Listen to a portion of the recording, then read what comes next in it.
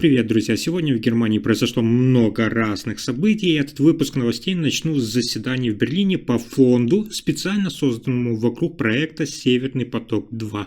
На слушаниях выступил экс-канцлер Олаф Шольц и дал прямые ответы по роли федерального правительства того времени. Одновременно с этим в коалиции Фридриха Мерца возникла дискуссия по вопросу финансирования атомных проектов для стран с низким уровнем дохода.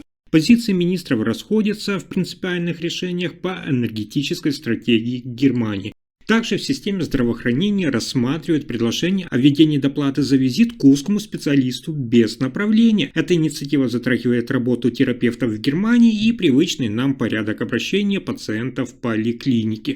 Кроме этого, отдельное внимание привлекает ситуация с гражданами Афганистана, находящимися сейчас в Пакистане. Депутаты Бундестага просят разъяснения от Министерства внутренних дел о задержках при выдаче виз и ходе выполнения ранее подтвержденных обязательств. А еще исследователи публикуют новые данные об инвестиционных привычках жителей Германии, рост интереса к акциям и цифровым активам, изменения в распределении вложений между поколениями и соцгруппами. Но на этом еще не все. Министр транспорта Германии выступил против плана запрета двигателей внутреннего сгорания после 2035 года. Его позиция остается неизменной, и вопрос в том, сможет ли он переломить дискуссию о будущем немецкой автомобильной промышленности. Про все эти краткие новости Германии и Европы я расскажу буквально за несколько минут.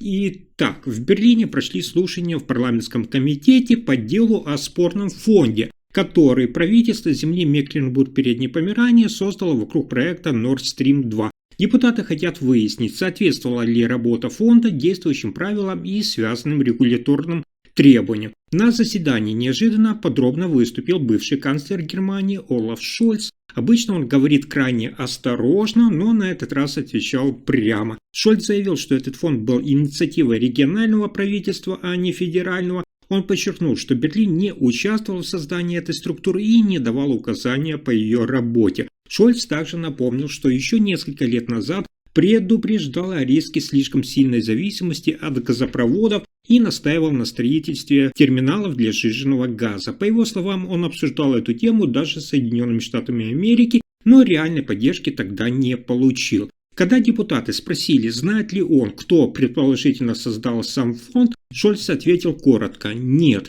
Его заявления теперь могут стать важной частью расследования, которое должно установить, кто и зачем продвигал этот проект и какую роль в нем играли региональные власти. Следующая новость о противоречиях в правящей коалиции Фридриха Мерца. В Германии возникла неожиданная дискуссия внутри правящей черно-красной коалиции. Вопрос финансирования атомных электростанций, внимание, для бедных стран. Министр по сотрудничеству и развитию заявила, что поддержка таких проектов не планируется, но депутаты в Бундестаге отмечают, что значительное число жителей стран Африки до сих пор не имеют доступа к стабильному энергоснабжению, и без новых решений ситуация может серьезно ухудшиться к 2030 году. Они уверены, что без атомной энергии проблему не решить. Министерство подчеркивает, что атомные станции слишком дорогие и экономически невыгодные, и выступает против их финансирования. Такое обсуждение демонстрирует разные подходы внутри власти Фридриха Мерца. С одной стороны, это желание поддержать страны с ограниченными ресурсами, с другой – это обеспокоенность расходами и возможными рисками. И интрига в том, как решат эту проблему и какие последствия это принесет для международной помощи и энергетической политики самой Германии. Следующая новость связана с обсуждением курса канцлера Фридриха Мерца в медицинском обслуживании населения. В Германии готовится серьезная реформа в системе здравоохранения. Министр здравоохранения Нина Варкер предлагает вводить плату за обращение к специалисту без направления от терапевта. Речь идет не о возврате старой практики, а о новой целенаправленной плате. Если пациент идет сразу к узкому врачу, кардиологу или дерматологу, без визита к семейному врачу, ему придется доплатить. Причина – это желание направлять людей через терапевтов, чтобы лучше контролировать поток пациентов и снизить нагрузку на систему. Варкин уверена, так можно стимулировать правильный путь лечения сначала у домашнего врача, а потом к специалисту. При этом она исключает идею взимать плату при любом визите к врачу. Доплата будет применяться только в случае обращения к специалисту без направления от терапевта. По ее мнению, необходимо больше денег от федерального бюджета для страховых касс, чтобы справиться с растущими расходами на медицину. Если же предложение примут, это может значительно изменить привычную модель, пациенты станут чаще обращаться к терапевтам, а скачки к узким специалистам без направления могут стать реже и даже дороже. Но на этом сюрпризы дня не заканчиваются. В Германии активизировалось обсуждение ситуации граждан Афганистана, находящихся сейчас в Пакистане. И депутаты партии «Зеленые» предлагают провести дополнительное заседание парламентского комитета по внутренним делам. По данным в Исламабаде все еще находится более 1500 афганцев, которым Германия дала обязательство о приеме, но их въезд блокируется. Зеленые заявляют, что министру внутренних дел Александру Домбринду потребуется дать разъяснение о причинах задержек и ходе выполнения обязательств, а также о корректности использования бюджетных средств. Особенно беспокойство у них вызывает вероятность задержек с продолжением оформления документов и возможного изменения маршрутов поездок в период рождественских праздников. Критики отмечают, что правительство Фридриха Мерца реагирует на обязательства и решения судов медленнее, чем ожидается заинтересованными сторонами. Тем временем у министра Домбринда своя позиция. Даже тем, кто получил подтверждение о принятии, необходимо пройти полный процесс стандартной проверки. Сейчас ситуация формирует перед Германией важную дилемму: или продолжать оформление ранее данных обязательств в обычном режиме, или откорректировать сроки с учетом административных и процедурных факторов.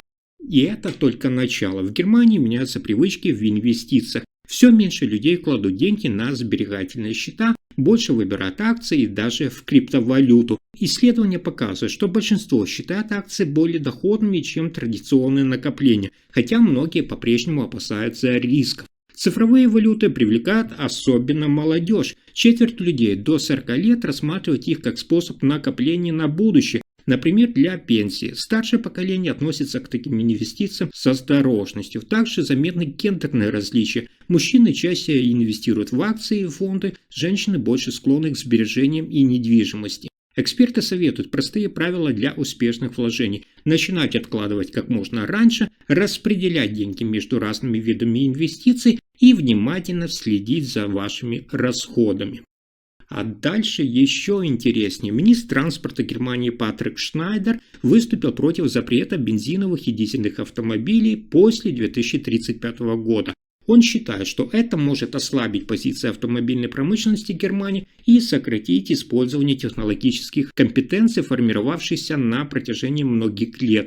По его словам, двигатели внутреннего сгорания еще долго будут востребованы, а полный переход на электромобили он считает преждевременным. Министр предлагает оставаться открытыми к технологиям, то есть развивать и электромобили, и традиционные двигатели, чтобы не терять опыт и рабочие места. В коалиции Фридриха Мерца идут дебаты. Одни предлагают ускорить отказ от бензина и дизеля, другие, включая Шнайдера, указывают на возможное влияние таких решений на экономику. Результат этих споров покажет, каким будет будущее немецких дорог и автомобильной промышленности. На этом пока все. Вы слушали последние новости Германии. Если информация оказалась полезной, ставьте лайк, подписывайтесь на канал и делитесь видео. Спасибо за просмотр.